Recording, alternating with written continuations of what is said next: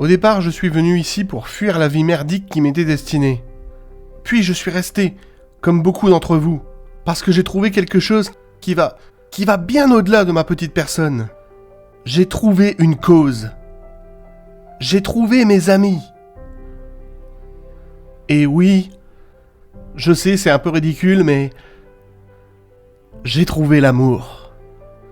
Ce que nous raconte ici l'acteur Tye Sheridan dans cet extrait du film Ready Player One, c'est une chose assez intéressante parce que ça parle en fait de trouver son propre milieu social. Trouver le milieu social dans lequel tu te sentiras bien, en fait. C'est-à-dire trouver des gens, des personnes qui ont les mêmes croyances, les mêmes passions, les mêmes idées que toi. Regarde, je te prends un exemple qui s'accorde parfaitement avec la thématique du film.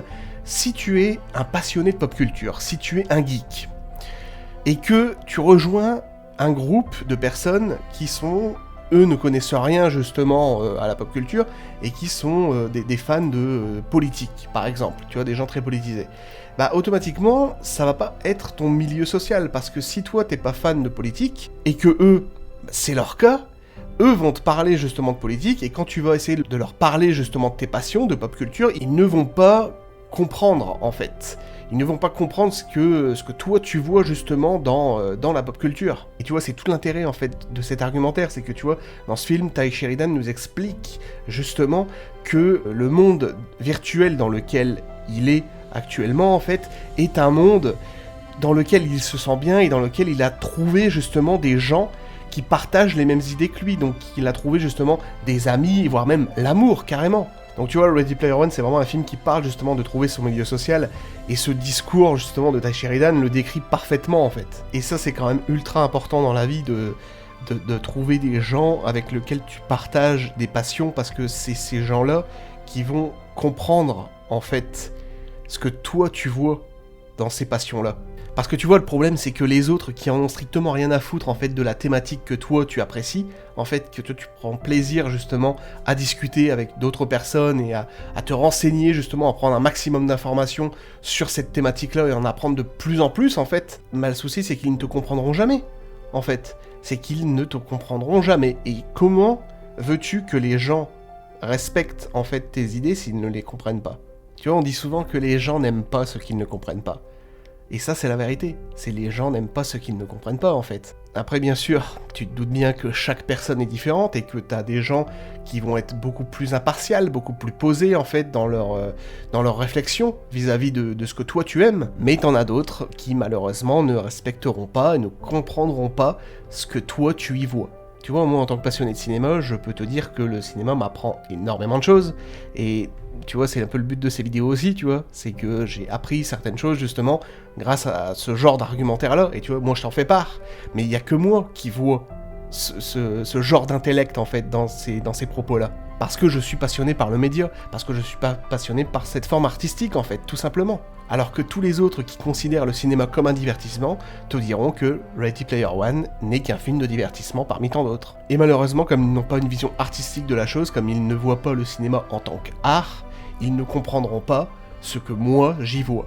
Et ça, tu vois, c'est pareil avec toutes les thématiques.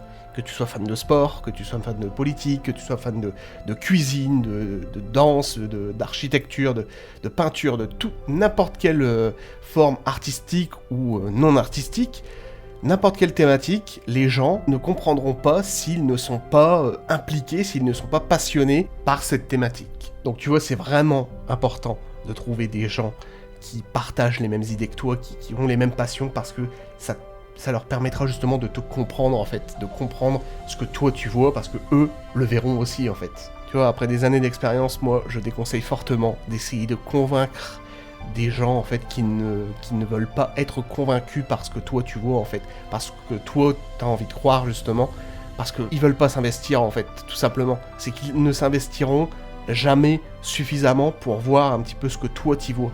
Sachant que des gens passionnés par ta thématique, peu importe la thématique, t'en auras forcément beaucoup. Donc le but, c'est justement de les trouver, de trouver ces gens-là pour se créer son propre milieu social et d'être plus heureux dans la vie, plutôt que de t'emmerder à rester cloîtré avec des gens qui n'apprécieront jamais et ne comprendront jamais ce que tu fais. Si t'es passionné de sport, entoure-toi de gens qui sont sportifs. Si t'es passionné de science, entoure-toi de gens qui sont passionnés par la science. Tu vois, aujourd'hui, en plus, on a plein de réseaux sociaux qui sont justement dédiés pour ça, tu vois. Tu vois, par exemple, on a sur Facebook, on a des groupes Facebook, tu vois. Les groupes Facebook, c'est censé justement réunir des gens sur une thématique commune, en fait. Une thématique que tout le monde apprécie. Donc, automatiquement, dans un groupe Facebook, si tu fais partie d'un groupe Facebook qui t'intéresse, tu trouveras uniquement des gens qui sont intéressés par cette thématique-là. Donc ne t'emmerde pas à essayer de convaincre des gens que ta thématique est super cool et intéressante alors qu'ils en ont strictement rien à secouer. Tu vas jamais réussir à les convaincre, de toute façon ça ne sert strictement à rien, c'est une perte de temps. Et ce tu vois même si ces gens font partie de ta famille biologique. Et je vais te citer une citation, enfin c'est pas vraiment une citation, c'est moi qui en ai fait une citation plutôt. C'est plus une idée en fait d'un romancier français en fait, qui s'appelait Bernard Lantéric, et qui a dit « On a tous une famille biologique. Un jour, il faut savoir tuer cette famille pour trouver les gens qui nous ressemblent vraiment. » Tu vois, ça c'était vraiment une idéologie de Bernard Lantéric que je trouvais vachement intéressante. C'est une métaphore en fait. C'est une métaphore sur le fait que si tu veux être plus heureux dans la vie, en fait, il est nécessaire de se créer sa propre famille, en fait, et de ne pas t'enterrer justement avec ta famille biologique qui, eux, ne croiront pas en tes idées en fait. Donc ce que ça veut dire, c'est vraiment de s'éloigner de sa famille biologique, en partant du principe que ta famille biologique ne partage pas les mêmes passions et ne voit pas ce que toi tu vois dans ces passions-là, de te séparer de ces gens-là en fait pour trouver des gens qui te ressemblent vraiment, des gens qui sont passionnés par ce dont toi tu es passionné. Donc tu vas trouver des gens qui te ressemblent et qui ont vraiment les mêmes passions, les mêmes idées, c'est vraiment important, parce qu'après il te reste juste la solitude, et la solitude dans un monde dans lequel les autres ne te comprennent pas, bah c'est souvent synonyme en fait de misanthropie tout simplement. Parce que forcément dans ton esprit ça va être tout simple, ça va être les autres ne me comprennent pas, donc je ne les aime pas. D'où la définition de la misanthropie.